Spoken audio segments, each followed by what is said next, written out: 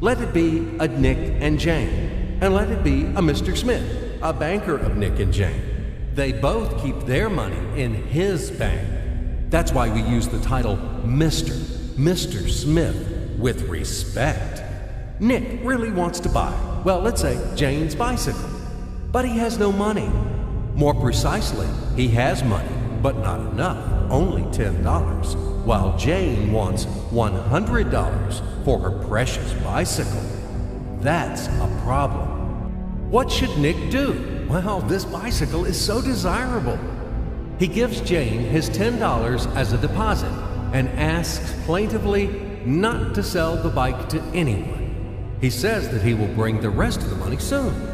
At the same time, he runs to his bank, to the respected Mr. Smith, to get a loan for the missing $90. As ill luck, Mr. Smith has no money at this moment, but he knows perfectly about $10, which Nick gave to Jane. And where will Jane bring his money to?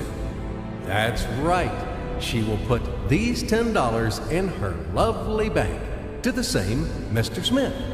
Therefore, Mr. Smith asks Nick to come back tomorrow in the hope that tomorrow he will get these $10. And everything happens this way. The next day, Jane brings $10 to the bank. The bank provides Nick these $10 on credit. Nick immediately gives them to Jane. She again puts them in a bank.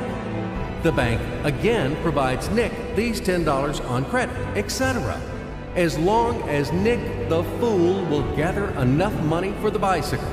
Don't you get confused yet? Be patient, I told you.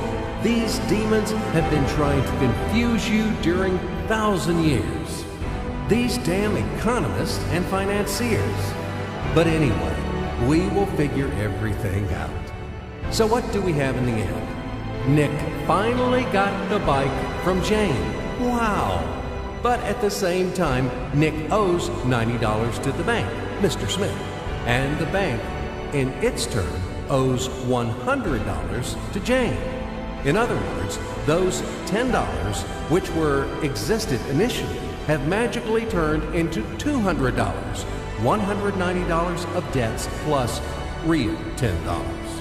But these $10 would also turn into $1,000, even in a million or a billion, if Nick would make a more expensive purchase.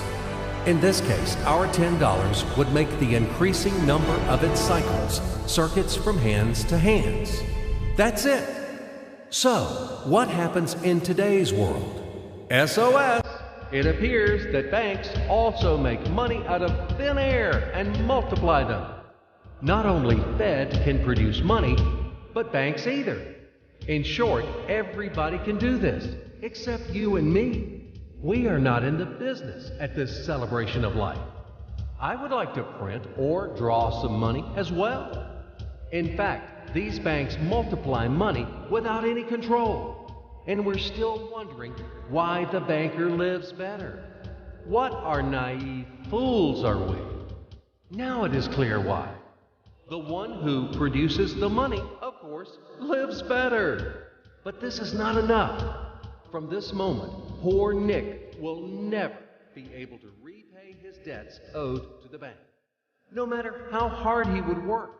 Silly Nick doesn't know it yet, that he's in slavery to the bank, in credit bondage forever, because those $90, which he owes to Mr. Smith, do not exist in nature at all.